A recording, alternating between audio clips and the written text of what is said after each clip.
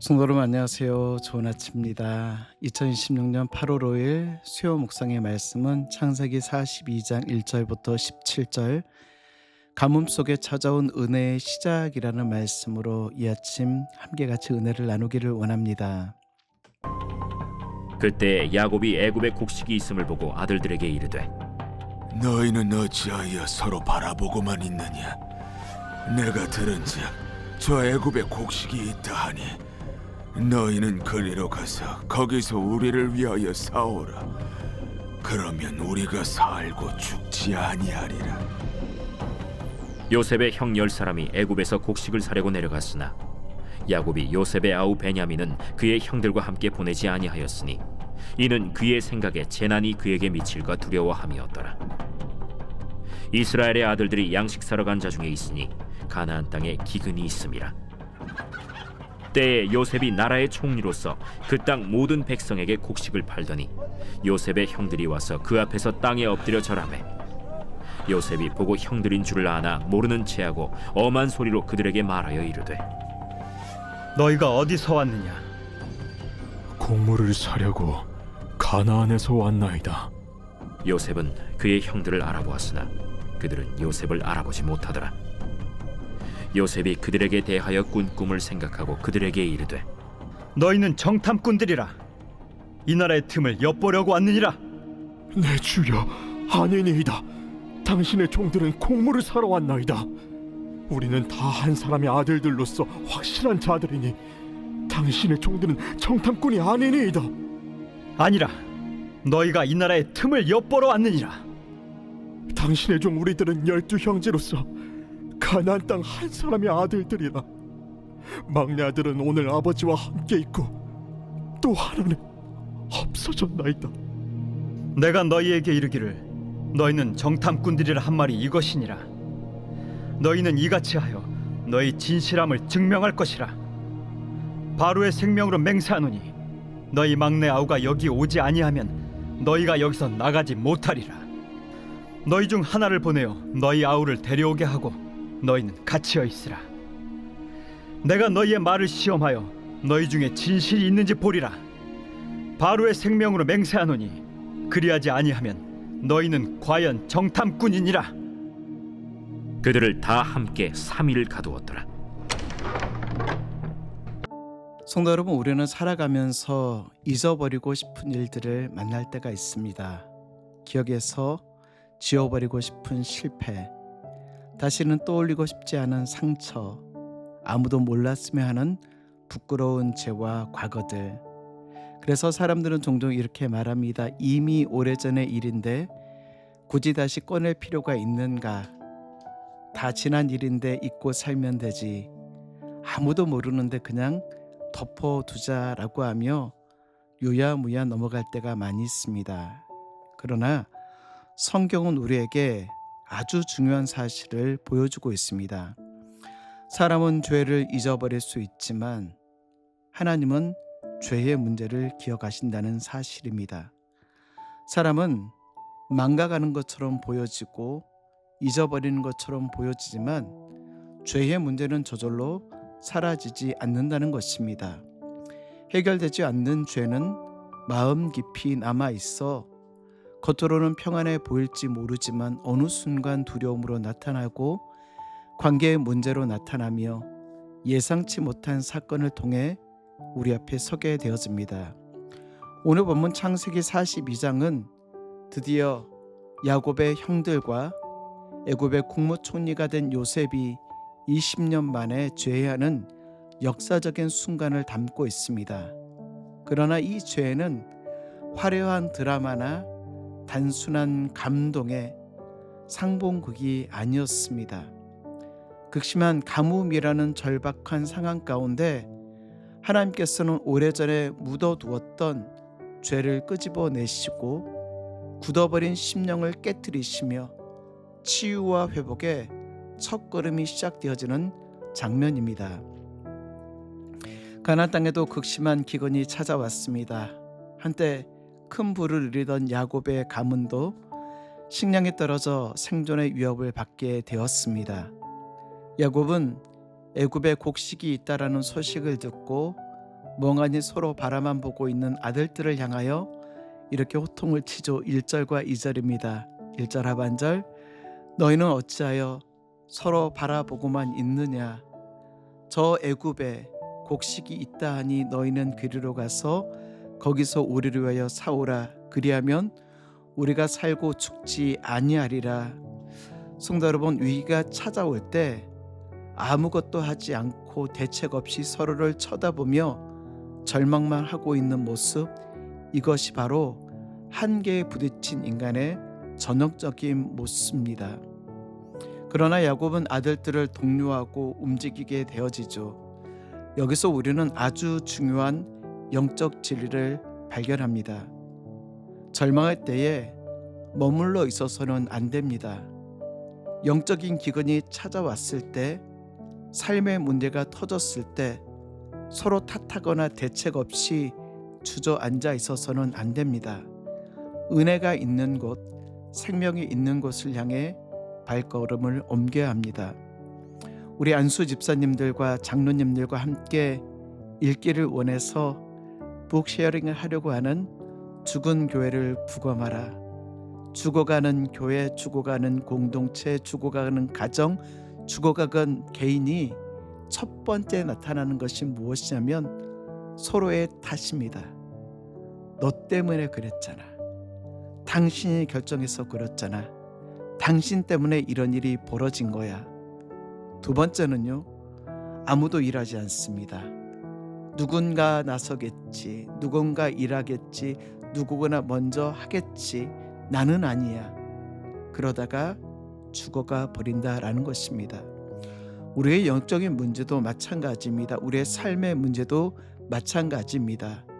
기근이 있다라고 하면, 갈급함이 있다라고 하면 은혜가 있는 곳, 생명이 있는 곳을 향하여 발걸음을 옮겨야 하는데, 야곱의 아들들의 모습을 보십시오. 너희는 어찌하여 서로 바라보고만 있느냐. 성도 여러분, 인생의 기근을 만나셨습니까? 삶의 기근을 만나셨습니까? 영혼의 기근을 만나셨습니까? 은혜가 있는 곳, 생명이 있는 곳을 향하여 발걸음을 옮기시는 우리 귀한 성도 여러분 되시길 주의 이름으로 축복합니다.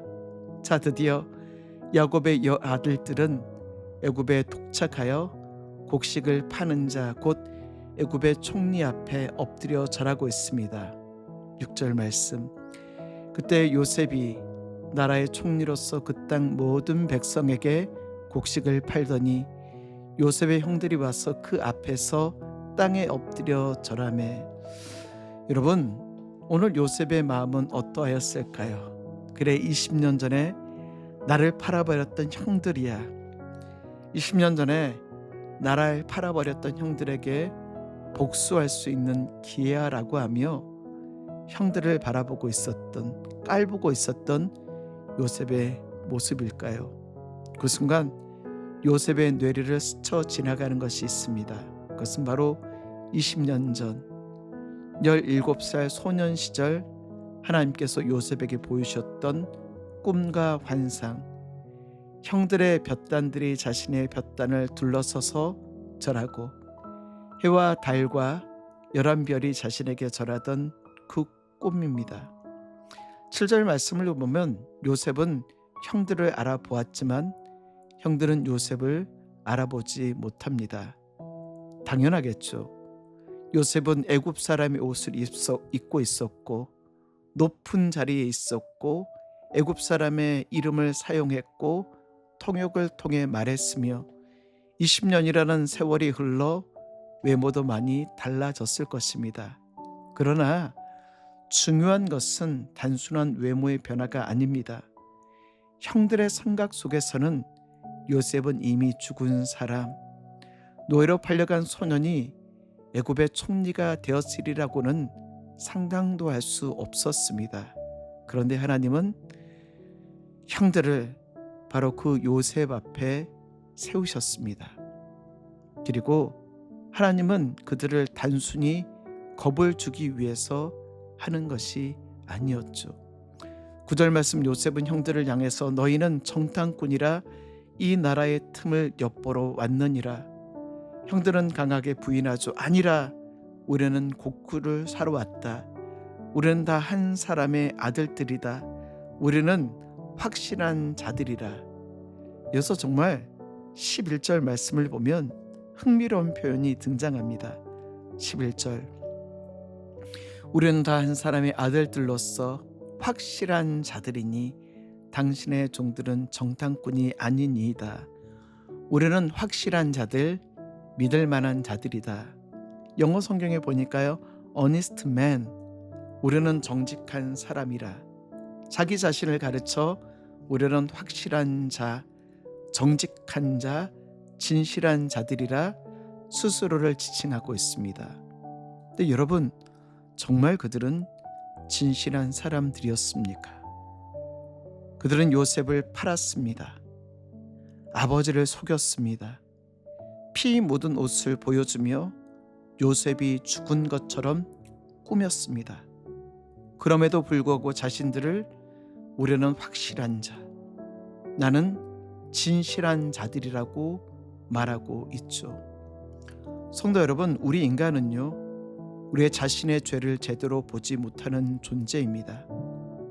우리는 우리의 잘못을 작게 보고 다른 사람의 잘못을 크게 보는 것이 우리라는 존재. 우리는 정직한 것처럼, 깨끗한 것처럼 우리 스스로를 포장하지만 하나님의 보시기에 우리는 정직하지 않는 자이며 확실하지 않는 자이며 진실하지 않는 자들입니다. 오늘 하나님께서 이 형들의 죄를 드러내시고 부끄러운 모습들을 드러내신 것은 단순히 그들을 부끄럽게 하시기 위한 것이 아닙니다. 우리의 인간의 본 모습을 발견케 하시고 우리의 연약한 모습을 발견케 하시고 우리는 하나님의 은혜가 아니면, 하나님의 도우심이 아니면, 예수 그리스도의 십자가가 아니면 우리는 도저히 구원받을 수 없는 연약한 인생인 것을 깨닫게 하시고 요셉과 요셉의 형들의 관계를 회복시키시기 위한 하나님의 첫 걸음이었다라는 사실입니다. 말씀을 정리할까요? 성도 여러분, 공동체가 회복되어지고 가정이 회복되어지고 나 자신이 회복되어지기 위해서 첫 번째 발걸음은 바로 우리의 부끄러움과 우리의 죄악된 모습이 주님 앞에 발견되어야 됩니다. 성도 여러분, 오늘 창세기 42장에 있는 말씀은 형들의 부끄러움을 드러내고 요셉이 높아졌다라는 것을 드러내기 위하여 창세기 42장을 말하고 있는 것이 아닙니다. 그의 가정을 회복시키시고 그의 가정을 만지시고 그들의 관계들을 회복시키시기 위한 하나님의 첫 번째 회복의 발걸음이었다라는 사실. 성도 여러분, 혹시나 하나님 앞에 죄악된 모습이 있습니까? 하나님 앞에 부끄러운 모습이 있습니까? 정직하게 우리의 부끄러움을 드러내며 우리의 개인과 우리의 가정과 우리의 공동체가 주님 앞에서 회복되어지는, 주님, 제가 잊고 있었지만 주님은 알고 계시죠. 주님, 제가 덮어두고 있었지만 이제 주님 앞에 고백합니다. 주님, 저를 용서하여 주시고 회복해 하여 주시옵소서. 그때 주님께서는 우리의 죄를 용서하시고 상처난 관계를 회복하시며 우리의 인생을 하나님의 구원의 이야기로 바꾸어 주실 것입니다. 성도 여러분, 오늘도 주님과 1대1로 대면하며 주님 앞에 정직함으로 나가시는 우리 귀한 성도 여러분 되시길 주의 이름으로 축복합니다.